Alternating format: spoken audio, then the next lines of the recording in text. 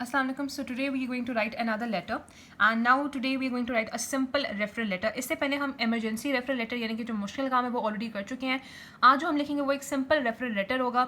So it will be very easy for us. ठीक है. तो सबसे पहले हम थोड़ा सा लेटर का ओवरव्यू ले लेते हैं. मिसेस पैट्रिशिया बिल्स्ट्रम है. ठीक है. जो है हम अच्छा सबसे पहले आपने एंड पे जाना होता है. तो एंड पे क्या लिखा हुआ है? Using the information given in the case notes write a letter to referral letter to doctor Jones at the Newton memory clinic. ठीक है. ये उसके बाद एड्रेस बताया हुआ है. And provide him with your brief assessment and request full memory assessment. यानी कि मैं रेफर लिख रही हूँ न्यूटन मेमोरी क्लिनिक के डॉक्टर जोन्स को, और मैं बता रही हूँ कि मैंने जो ब्रीफ असेसमेंट किया है उस पर ये फाइंडिंग्स है. आप प्लीज़ उसकी फुल मेमोरी असेसमेंट करें, क्योंकि मुझे लग रहा है कि उसके साथ कोई मेमोरी प्रॉब्लम है. ठीक है, हमें अंदाजा हो गया है. अब हम जो है वो देखेंगे. अब पहले तो आपको पता, मैंने बताया था कि ये सारी चीज़ें लिख के आपने लिखना होता है टेम्पलेट. तो टेम्पलेट लिखने से पहले हम जल्दी से एक लेटर का ओवरव्यू कर लेते हैं, जो कि 5 मिनट में आपने करना होता है. तो हम जल्दी से देखेंगे, क्योंकि पिछले वीडियो में बहुत ज़्यादा टाइम इसी को लग गया था. सो मिसेस पैट्रिशिया बेल्सम है. डेट ऑफ बर्थ उसकी बता दी गई है. विडो है. 5 उसके बच्चे हैं. क्रिस्टीन उसकी नेक्स्ट ऑफ किन है. हिस्ट्री है ऑस्टियोपोरोसिस की, डिमेंशिया की. ठीक है. अभी करंटली विटामिन डी, अटोवास्टैटिन, आइबुप्रोफेन जो है वो पैरासिटामोल, मेटोप्रोडोल ले रही है. अब मेमोरी क्लिनिक में जो बंदा है उसको ये बताने की जरूरत है कि ये कौन कौन सी दवाइयाँ ले रही है. ऐसी ज़रूरत नहीं है, क्योंकि वो उसकी मेमोरी को असेस करेगा. उसको मेडिकल हिस्ट्री इतनी ज़्यादा इंपॉर्टेंट नहीं है. फिर भी चलो, हम अगर हमारे पास ये सेमी रेलेवेंट इन्फॉर्मेशन है, उसको इंक्लूड कर भी सकते हैं, नहीं भी कर सकते, क्योंकि आपने जो इन्फॉर्मेशन रेलेवेंट इंक्लूड करनी होती है वो रीडर के रेलेवेंट होनी चाहिए. जरूरी आपके रेलेवेंट नहीं, रीडर के रेलेवेंट होनी चाहिए. अब पास मेडिकल हिस्ट्री में 2007 से लेकर 2003 तक वो रेगुलर विजिट करती रही है. कुछ मसला नहीं रहा था. 19 जून 2014 को वो गिर गई थी, नोज पे ब्रूज आ गया था. 27 जून को एक ऑक्यूपेशनल थेरेपिस्ट आया था. उसने उसके घर को देखा था, उसके शावर को देखा था, क्योंकि वो शावर में अक्सर गिर जाती थी. उसको कहा गया था कि एवरी अदर शावर करे ताकि फॉल्स अवॉइड किया जाए. कम्युनिटी ने भी उसको सपोर्ट प्रोवाइड किया था. ठीक है. तो उसको आगे जो है वो देखते थे. फिर 14 दिसंबर 2014 को उसका बीपी थोड़ा सा बढ़ गया.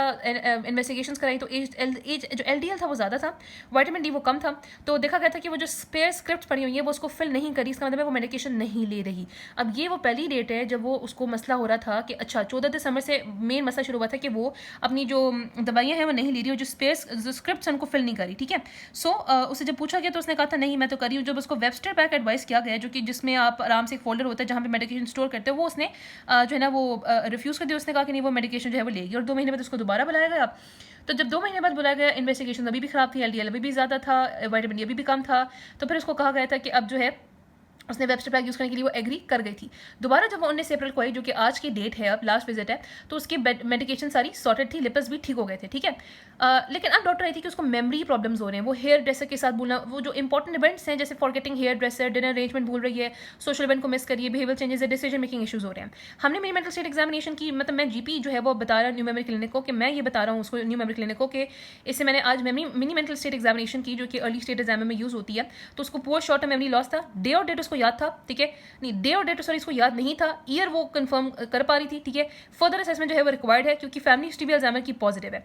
उसको एक्सप्लेन किया गया था कि अल्जाइमर डिजीज और जो बाकी जो डिमेंशिया उनमें क्या डिफरेंस है. Common cause of dementia Alzheimer है, उसको ये बता दिया गया था. अब जो है वो यहाँ पे होता है कि डायग्नोसिस डेफिनेटिव करने से पहले हमें और असेसमेंट रिक्वायर्ड है. तो जो है वो अब असेसमेंट के बाद हम उसको चाहते हैं कि वो दोबारा विजिट करें. तो ये सारा मैंने आपको उर्दू में बता दिया. अगर अब इस तरीके से जैसे मैंने आपको बताया केस नोट्स को ट्रांसलेट करो तो बड़ा ईजी हो जाता है लेटर को समझना, क्योंकि लेटर को समझना is the most important thing. Now let's write the template. Okay, templates मैंने आपको लिखना सिखा दिया था. सो आई होप कि आपको समझ आ गई होगी. So let's write the purpose now. It is very important. So let's सी कैसे लिखते हैं.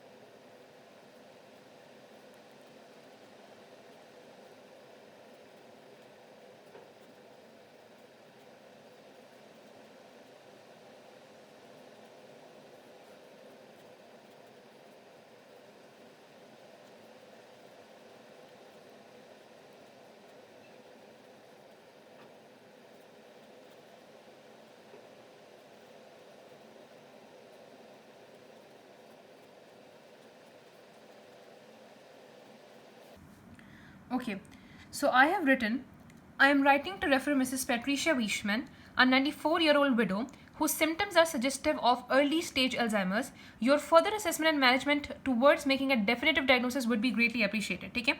Do you guys agree with me? हमने यही लेटर में पढ़ा था ना कि हमें बेसिकली हमने इसकी मिनी थोड़ी बहुत असेसमेंट कर ली है, बट हम चाहते हैं further detail assessment to make a definitive diagnosis, ठीक है। अच्छा, अब एक जो मैंने बात पहले भी बताई थी कि हम यहाँ पे जो पर्पस दिख रहे होते हैं तो आप पूरा नाम दोबारा से मेंशन कर सकते हो। कुछ लोग नहीं मेंशन करते क्योंकि वर्ड काउंट ज़्यादा हो जाता है, इट्स ओके, हम दोबारा पूरा नाम मेंशन कर सकते हैं।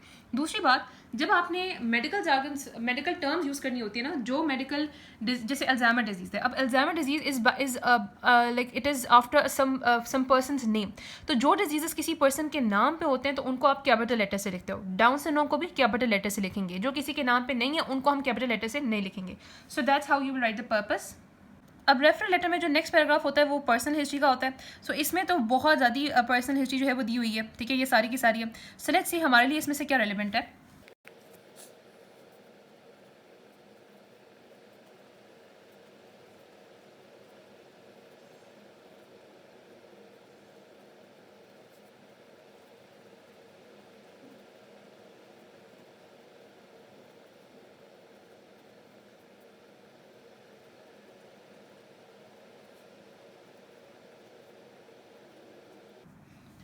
सो मैंने बस इतना लिखा है कि Mrs Weissman has been widowed for 40 years and currently lives alone although her adult children reside nearby, ठीक है। अच्छा, ये लाइन आपने यहाँ पे नहीं छोड़नी, मैंने बस पता नहीं क्यों छोड़ दी। सो अब इसमें हमने ये तो मेंशन नहीं किया कि वो जो थी उसको क्या कहते हैं कि उसके 5 अडल्ट बच्चे हैं, या उसको ऑस्टियोपोरोसिस है, ठीक है, या वो जो है वो उसके 10 किलोमीटर के रहते हैं, क्योंकि ये सारी एक्स्ट्रा रेलेवेंट डिटेल बताना हमारे लिए, ये इररेलेवेंट डिटेल बताना ज़रूरी नहीं है। कोई ज़रूरी नहीं है कि आप ये बताओ कि हाँ वो 10 किलोमीटर, आपने ये बता दिया ना कि उसके जो बच्चे हैं वो बस करीब ही रहते हैं, तो ठीक है। ये जो है ना वो इंपॉर्टेंट जो थोड़ी बहुत हमारी रेलेवेंट हिस्ट्री थी वो थी, ठीक है। तो मेडिकेशन के बारे में हम क्यों नहीं बता रहे, हमने ये क्यों नहीं बताया कि आपके पास ये जो सारी उसको वो ये ले रही, विटामिन डी ले रही थी, स्टैटिन्स दे रही थी, आइबुप्रोफेन ले रही थी। हालांकि आगे हम देखेंगे कि उसके पास लेवल्स ख़राब भी हुए थे, पर अगर आपको याद हो तो जब हमने लेटर पढ़ा था तो एंड पे हमने ये बताया था कि इसके विटामिन डी और लिपिड्स जो थे वो बिल्कुल ठीक हो गए थे। जो चीज़ अगर पेशेंट की रिजॉल्व हो चुकी होती है, there is no need to mention this thing. अब हम ये क्यों बताएं कि उसके लिपिड लेवल आगे हम अभी वो डिटेल्स बताएंगे, लेकिन हम क्यों बताएं कि वो ये सारी चीज़ें ले रही है जब हमें ऑलरेडी पता है कि वो चीज़ें उसकी रिजॉल्व हो चुकी हैं, लिपिड्स भी ठीक है, विटामिन डी भी ठीक है, ठीक है। सो ना तो हम नेक्स्ट पैराग्राफ में यहाँ पे इनको कुछ खास मेंशन करेंगे, ठीक है। हाँ, आप ये मेंशन कर सकते हो कि they were raise but the levels were resolved, but main मसला ये था कि वो दवाइयाँ भूल रही थी जो बाद में ठीक हो गया था, तो वो हम मेंशन करेंगे। बट यहाँ पे ये सारी मेडिकेशन मेंशन करना इस वजह से जरूरी नहीं है, because right now she is completely fine. So now we have to write the paragraphs of initial visit. So let's सी।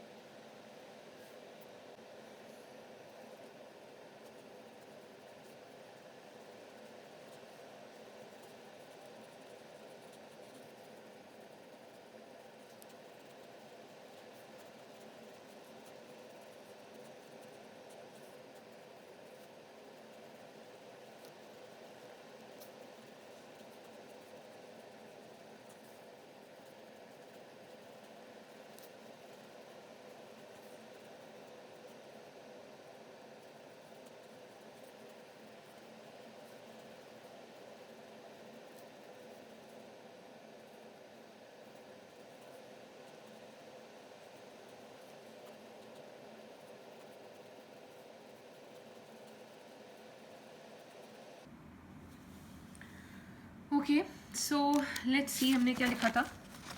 सो हमने लिखा in June 2014 Mrs Weissman experienced a fall resulting in a bruised nose. An occupational therapist evaluated her home environment, मैंने दोबारा लिख दिया, ठीक है, her home environment and recommended precaution to prevent future falls. Despite these measures, concern about her memory and medication adherence persisted and, ठीक है, persisted यहाँ पे आएगा, and there have been discussions regarding the irregular filling of spare medication scripts, ठीक है। तो again हम ये इन्फॉर्मेशन क्यों बता रहे हैं, अब सोचोगे कि मैं इसको ये क्यों बता रहा हूँ कि वो गिर गया था, ऑक्यूपेशनल थेरेपिस्ट आया था, अगैन हम उसको एक मेमोरी क्लिनिक में रेफ़र कर रहे हैं, वहाँ पे वो उसको मेमोरी के बेस पे जज करेगा ना कि उसकी ये मेमोरी है कि वो एक दफ़ा फॉल उसकी गिर गई थी और उसके नोज़ पे ब्रूज़ आ गया था, फिर एक ऑक्यूपेशनल थेरेपिस्ट आया था और उसने उसको असेस किया था। ये सारी चीज़ें सिर्फ इस वजह से इंपॉर्टेंट है कि वो उसको इस बेस पे, क्योंकि मेमोरी क्लिनिक में वो उसकी मेमोरी को तो एवेलुएट करेगा ना, सो इस वजह से ये चीज़ें जो है ना वो लिखना इंपॉर्टेंट है। So it is very important कि आपने रेलिवेंट इन्फॉर्मेशन रेलिवेंट पर्सन के मुताबिक लिखनी होती है। So let's move on towards the next paragraph now. Okay, now the important paragraph is today's visit paragraph. So जल्दी से इसको हम लिखते हैं और यहाँ पे मैं सम अप करते हैं इसको।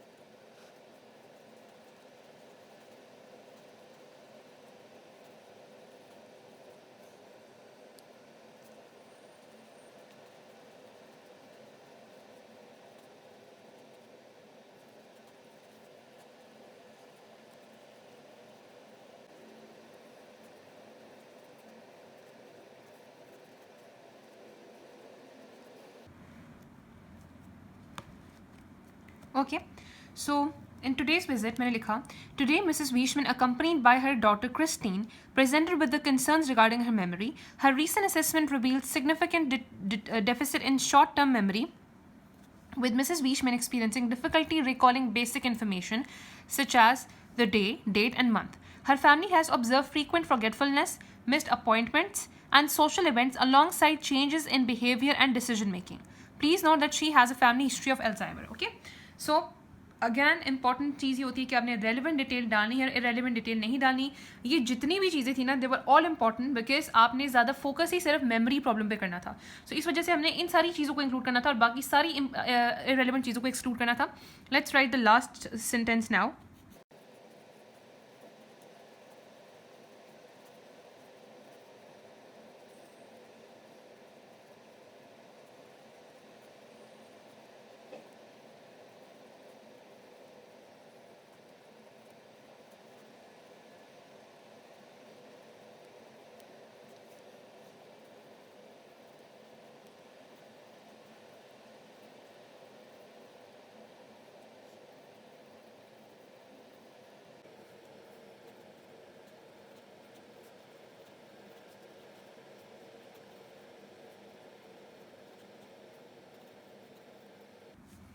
ओके, सो मैंने ये लिखा In the light of above, I am referring Mrs. Weishman for a full memory assessment and a definitive diagnosis. If you require further information, please do not hesitate to contact me. So that is how you write the referral letter.